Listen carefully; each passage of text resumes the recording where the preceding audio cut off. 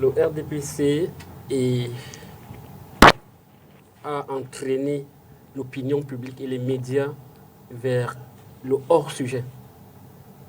Le sujet n'est pas l'échec de l'honorable Nietzsche.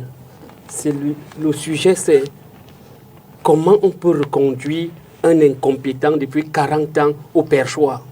Voilà le vrai sujet. C'est la majorité. Ça fait plaisir lorsqu'on est coincé. Lorsqu'on est coincé, là, on se débat comme un serpent pris au piège parce qu'on veut esquiver. Je peux continuer. Je peux continuer. C'est parfois mieux. Je peux continuer. Je vois qu'elle a très largement démontré. Je peux continuer. Vous avez été imbécile. Docteur Simo. Docteur Marcel Simo, je vous rappelle à l'autre. Parfait, vous m'avez la parole. Sinon, il fera exactement pareil quand vous prendrez la parole. Allez-y, parfait. Depuis longtemps. Donc, voilà la vraie problématique. Comment on reconduit un incompétent pendant 40 ans au perchoir? Comment on reconduit M. Niat au Sénat alors qu'aujourd'hui, il n'a plus les capacités de diriger un Sénat? Voilà le vrai problème. On devrait balayer du revers de la main l'autre question. Comment est-ce que des gens qui parlent de changement choisissent de maintenir quelqu'un qui est là depuis 1980? Mais là encore, ça devrait pas faire partie des. Mais là encore, je ne serais pas d'accord avec mes deux collègues de l'opposition sur ce point. Et d'ailleurs, je vais faire une démonstration. D'accord. Et nous sommes en démocratie. Première chose, et je suis très proche de l'honorable Nietzsche, vous le savez, en termes idéologiques. Vous comprenez? Mais il y a un cadrage politique. De l'honorable Nietzsche de l'honorable. Oui, et même président.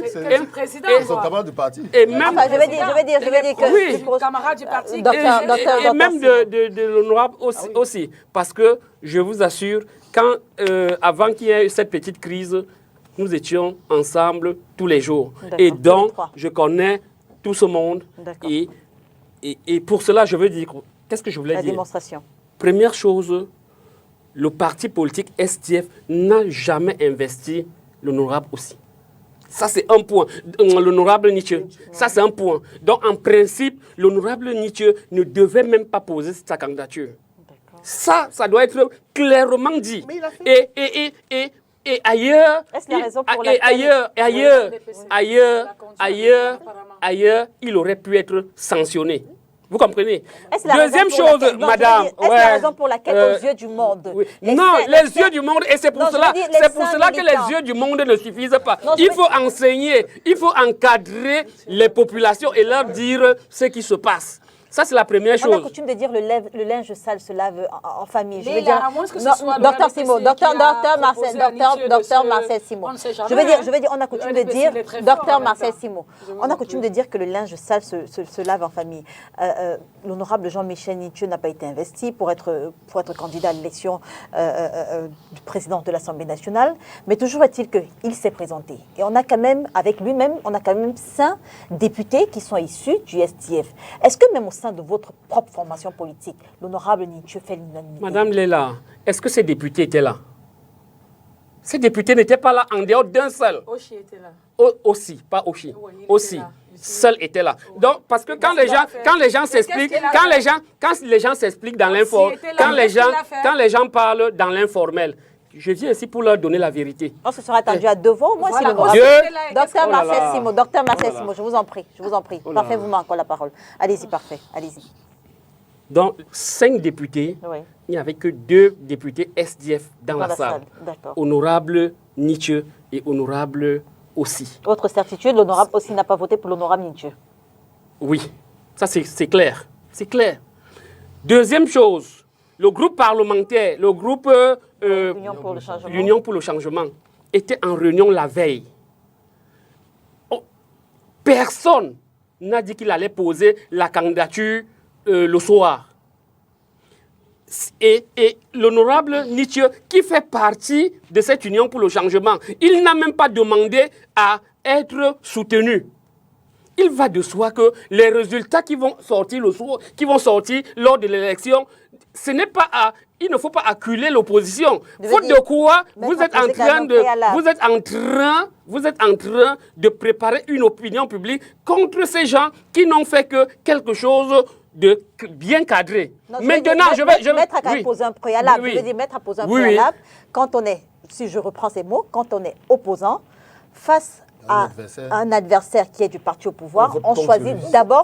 Non, laissez-moi, oui, et c'est pour cela que je suis en train de répondre. Je suis venu répondre à cette question. Je suis venu répondre à cette question. Maintenant, les parlementaires du groupe, ils n'ont pas voté... Nietzsche, ça va ils n'ont pas voté pour l'honorable Nietzsche, ça va de soi. Non, ils n'ont non plus voté Cavaille. Ils se sont abstenus. Ils se sont abstenus, sauf peut-être 3. Ils se sont abstenus.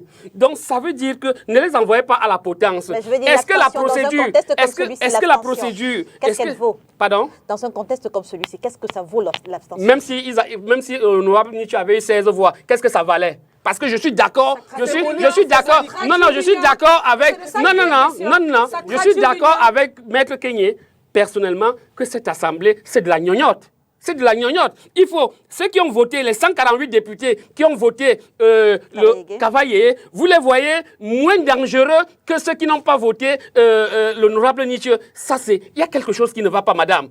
Et c'est pour cela que je dis qu'il faut éduquer les populations.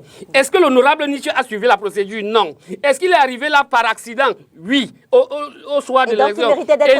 Et donc, il méritait d'être sanctionné. Maintenant, de ce côté, il a posé un acte fort et il l'explique. Et c'est là où je suis d'accord avec l'honorable Nietzsche. Et c'est pour ça que je vous dis que la politique est faite essentiellement des symboles. L'honorable Nietzsche voulait nous démontrer que continuer à laisser un monsieur qui n'a pas de service à la nation, comme celui de Cavaillé pendant 40 ans, vous êtes responsable, c'est-à-dire ceux qui continuent à le maintenir. Et maintenant, l'opinion publique et les médias et les politiques qui transforment plutôt cette affaire en une affaire de l'échec de l'opposition me posent problème. Et c'est pour cela que je dis encore, chers frères ici sur le panel, que le groupe des parlementaires, il a joué son rôle.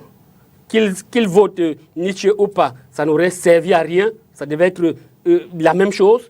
Maintenant, l'honorable Nietzsche a posé son acte, c'est aussi un symbole. Donc aujourd'hui, on n'est que dans des symboles et les symboles en politique sont très importants.